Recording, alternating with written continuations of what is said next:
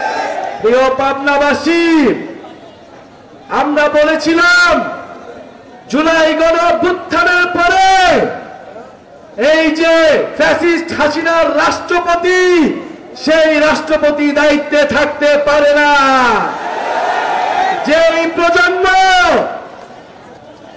শেখ হাসিনাকে হটাতে পেরেছে, কিন্তু বাংলাদেশের রাজনৈতিক দলগুলো সেই প্রেসিডেন্ট চুপ্পুকে সরাতে ভয় পেয়েছে।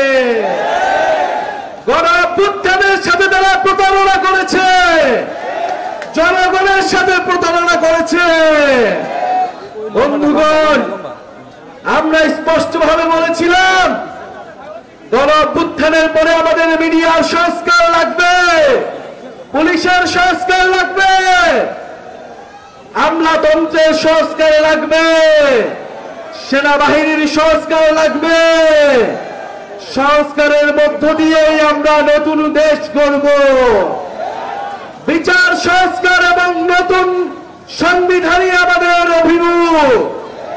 আমরা বলেছিলাম অভ্যুত্থানের মধ্যে স্কুল কলেজে, বাংলাদেশের প্রতিটি দেওয়ালে দেওয়ালে আমাদের তরুণরা, আমাদের ছাত্ররা যে গ্রাফিতি লিখেছিল, সেই গ্রাফিতির মধ্য দিয়ে নতুন সংবিধান লেখা হয়ে গিয়েছে।